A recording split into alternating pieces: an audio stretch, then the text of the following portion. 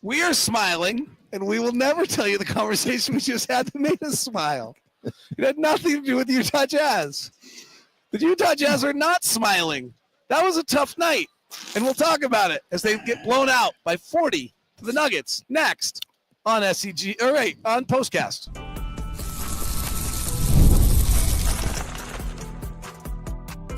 You are Locked On Jazz, your daily podcast on the Utah Jazz. Part of the Locked On Podcast Network, your team every day.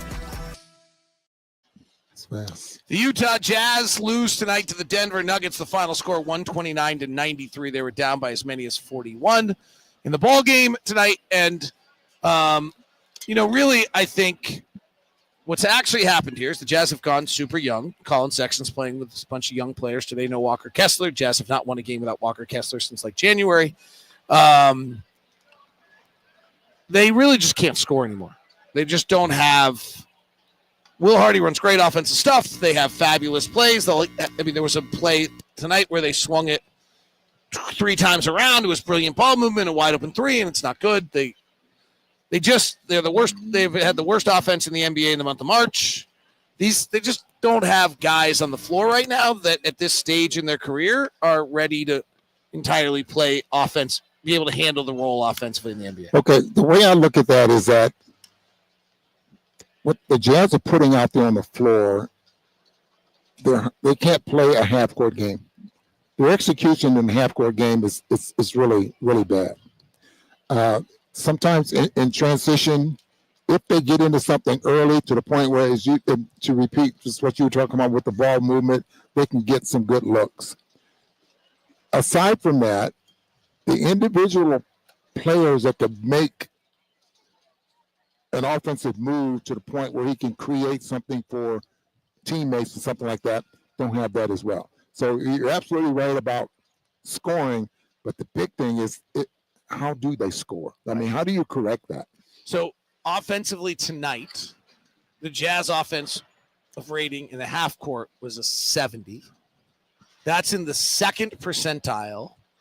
And this is a reoccurring theme. The Jazz half court offense has been really, here's what we've had the last few nights. The half court offense against Houston was okay, but it go back to the Cleveland game. It was 71 in the third percentile against Boston. It was 38th percentile. Chicago was the 24th percentile with an 82. Minnesota third. I mean, you got it. I mean, Ron, you just nailed it. And some of this is, Filipowski's making threes and Bryce is making threes. Isaiah can drive and do these things, but none of them have the ability to really get the advantage offensively out of a half-court set or bend the defense in a manner that forces them to create open opportunities. When you have Lowry coming off a pin down, guys have to do things. When John Collins is in the post, defenses have to adjust. There just aren't. Even Colin really doesn't quite do it. And if Colin does do it, he's the only one on the floor who can. So then the defense can suck in off Collier, who doesn't shoot the 3, off Cody Williams, who can't make a 3, and then Colin has no room to do anything. And also what I'm seeing there as well is players' ability to move without the basketball. I mean, set your guy up and make a move without the basketball. So Collier, if he's your best passer on the floor, can get you the basketball. I mean, there's a lot more to this game than just creating. I'm just trying to shoot. Mm-hmm. And right now, with the Jazz record, there's some guys that think that, I have to score, and then the problem was, how am I scoring? Right. How am I? It's. Sometimes it looks a little selfish. I also think the other one is right now, if you try to go one-on-one, there's enough non-shooters on the floor that there's no room to go one-on-one. That's true. That's true. And then what about defensively? I mean, defense is they're not big enough with the young players that they have out there. And sometimes in that first quarter, they look awfully good. But then soon as your opponents figure you out, they don't adjust well. Well, the bummer to me tonight is that they let go of the rope again in the fourth quarter. The defense tonight in the first quarter, so their offensive rating in the first quarter is a 60. Okay, there have only been, I think we had it on the broadcast tonight, There's only 2 teams in the NBA this year that have had a offensive rating in the year for the year. Let me see on this. There's only been 2 teams this year for a whole game who've had an offensive rating under 80. We had an offensive rating of 60 in the first quarter tonight. But what was impressive is the defensive rating was a 102. So that means you're still playing defense. You're still hanging in. In fact, it was fairly impressive how poor the Jazz really were offensively in that first half. And then yet they were still kind of in the game. They have an 85 offensive rating through 3 quarters, which again, like there's only 2 teams in the league that had a game below 80. And yet their defensive rating was a 112. Well, Denver's offensive rating is the 3rd best in the league, which is a 121. So for 36 minutes tonight, I thought the Jazz played pretty good defense, did what they could do, particularly because your offense wasn't giving you anything. And then, you just wear down at some point. You're down 21 going into that 4th quarter. You just wear down. I agree with that, but I'm not so sure that Denver's offense just wasn't. I mean, they looked bad. I mean, they just didn't look good. And Jokic missed how many little layups? Look, all the layups that they missed and stuff like that. And the Jazz may have played probably a little bit better defense, but I thought the offense of Denver was pretty bad. Yeah, I don't think Denver would say they played a particularly good game tonight. Yeah. Jazz, by the way, were 7 of 40 from 3. Lacey points out in the chat room. Oh, Jazz offensive rating finished as a 90 tonight. That's not good. 3-point shooting. Cody 0 for 4. Kyle 1 for 6. Back-to-back. Some of these guys might have been worn out. Sexton 1 for 4. Isaiah 0 for 2.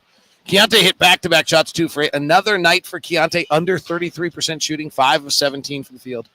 0 for 3 for KJ Martin. That one's a bummer because he just does so many things well, and it's just so obvious the rest of the league leaves him wide open, and he just – Ron, what is – you never had this experience, so I don't know how you can answer this question. But to some extent, like, I almost think it'd be easier to shoot a 3 if you're guarded. Like in the NBA, when like they lay off you by 15 feet and you get the ball in the corner, it's like it's easier to miss if they're guarding you. Right. But if you're by yourself, right, and every plate on the floor, you're missing. You're thinking, please guard. Right.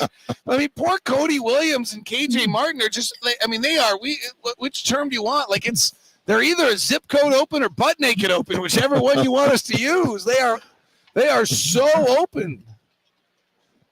And that almost leads me to believe it's harder to shoot that way. Well, especially if you're missing. Now the pressure's on, and you start guiding your shot. You start over-exaggerating your follow-through and trying to going through your mechanics in your head to make sure you're pretty much online and then you shoot an air ball. It makes it worse. Yeah. It's just as worse. Now, the Cody Williams thing is, I've never seen, I'll just be honest, I've never seen an NBA player I'll tell you what, regularity shoot the air ball. If I'm him, I'm putting the ball on the floor and just trying to drive to the basket. That's this has got to stop. Like, yeah. Maybe I'm better at the free throw line. He's so skinny, though. I don't know if that's an answer. Right there, he doesn't have a lot of answers right now. Yeah. It's hard. But no, he's shooting 2 or 3 air balls a night, making 1 field goal. Like, I've never seen this before, and it has to be at that point. I'm convinced I could put Cody Williams in a gym tomorrow, take 100 threes. He would maybe airball 1 because it slipped off his fingers and hit 99 of them would hit the rim and 40 of them would 50 of them would probably go in, I would think. I can't imagine it's in regular practice. I'll watch one of his pregame warmups. I can't imagine his pregame warmup he's shooting air balls as well. I think it is the game, the lights, the stress, the pressure, all those things, and the exhaustion of being a rookie wear him out. So it's hard. All right, reliability pluses tonight. Only 2. Double-double for Kyle Filipowski, 18 points, 13 rebounds, 7 of 12 shooting. We'll take care of Oscar tonight. And Oscar got 10 rebounds. He was a minus 31, but that's because he had to guard Jokic. He actually did a pretty good job on Jokic tonight. Jokic is awesome, by the way. He's just totally awesome. Jokic can make you look bad. I just gave you – I know what your answer is going to be. This is going to be funny. His answer is going to be funny, everybody. It's going to end the show, so let me see, make sure I'm ready for that. Okay. I'm going to give you $5,000, and you can put your feet on the floor at an NBA game. What player would you watch? Would I watch? Yeah, what ticket would you buy with $5,000 to put your feet on the floor and watch an NBA game? I don't want to be on the floor. I knew that's what he was going to say. I thought he was going to say $5,000. I ain't going to an NBA game. Because he's Ron Boone. Have a great night, everybody.